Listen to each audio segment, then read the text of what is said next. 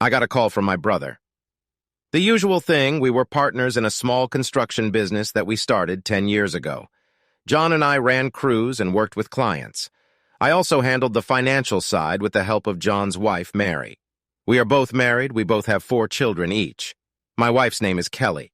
John and I like to compete with each other in almost everything, but we were much closer than most brothers. We had every right to be. Hey, John, what's up? You want me to come down and show you which end of the hammer to hold on to? I waited for the inevitable answer, but all that followed was a long pause. Are you there, John? Michael, are you alone? I have very bad news. Hearing the seriousness in John's voice, I stopped smiling into the phone and asked, What's wrong, John? Did someone die? Worse. I just saw Kelly go into the motel room. Shit. Worse. Worse? She went into the room with Matt Rogers and they were making out when they went in. Where are you? I'm across the street fixing the roof of the hardware store. I need to go inside and get something. I'll be there in 10 minutes. Don't let them leave the room. I left the office immediately. Mary asked me what was wrong. She had seen that look on my face before in high school. If John and I hadn't been outnumbered and the other guys hadn't started the fight first, John and I would have gotten jail time. I went home, got my dad's gun, and drove quickly to the motel. John stood leaning against the wall, smoking a cigarette, holding a hammer in his left hand. Are they in there? I asked, nodding toward the door next to him. Yeah, here's the key card I got from the clerk at the front desk. $200 and no calls to the police until you leave. You think that'll be enough? I told him how I'd use that hammer if the police interrupted you before you were done. He knows who I am. He certainly believed me. Are you sure it's Kelly and Matt? Her car is in the back, next to his car. Good. Go back to work. I'll take it from here.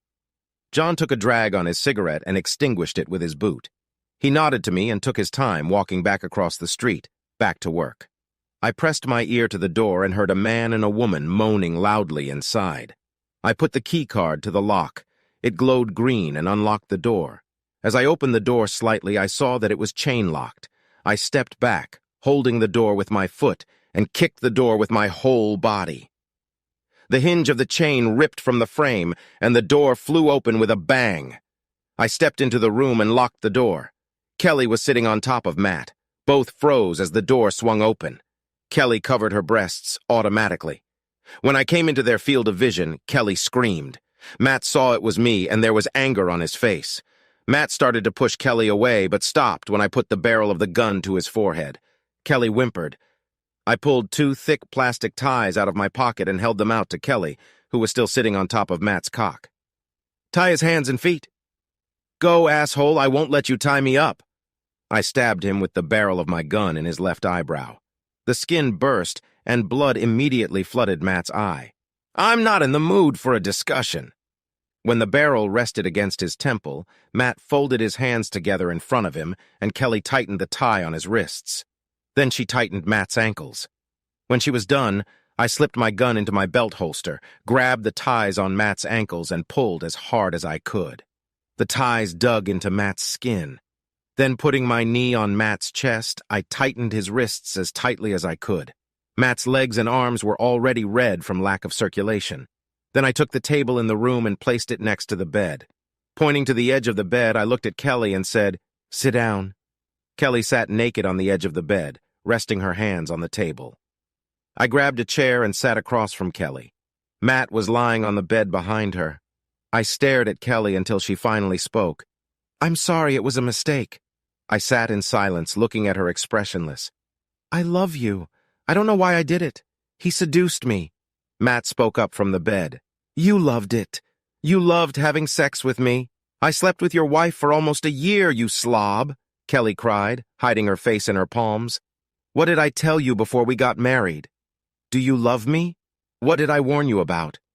You said I should be faithful. If you marry me, you must always remain faithful, and I will always be faithful to you. Kelly was sobbing now. How many times have you heard our family say, once an O'Connor, always an O'Connor? It's the first toast at every family reunion. You know that my brother and I were raised by our uncle, my father's brother. You know we never talk about my mother or my mother's family. Yes. Has anyone ever told you why? Only that your mother and father had a fight before they died. That's another way of putting it, Matt snapped out of bed. My father came home and found my mother in bed with Matt's uncle, his father's brother. My father shot them both in the bed he found them in. Kelly looked stunned. Then my father went to Matt's grandparents' house and shot them both. Then my father went to Matt's father's work and shot his father. My father was on his way to Matt's house when the police caught up with him. My father died trying to break into the house to shoot Matt and his mother. Now do you understand why Matt was trying so hard to seduce you? Why he was so eager to get you? No, no, no, no, no, no, no, no, Kelly cried softly. It was a chant she seemed to repeat to herself to make the realization go away. Most girls in this state wouldn't even look at John or me. We have a past. We fought a lot because we didn't want to apologize for what our father did. Being a local girl, Mary knew exactly what she was getting herself into when she married John. I think my marrying an outsider was a mistake. I didn't want to tell you what happened. I wasn't ashamed of what my father had done, but I wanted to put the past behind me. And that's what we came to. Matt, that's right. I slept with your wife, just like my uncle slept with your mother. Your fucking father killed my father. For what? For some girl? Fuck you, you piece of shit named O'Connor. I waited patiently until Matt got tired of talking. I said quietly to Kelly, now you know the whole story. That's why my uncle raised me and my brother. I didn't know. You wouldn't need to know to stay faithful. I warned you.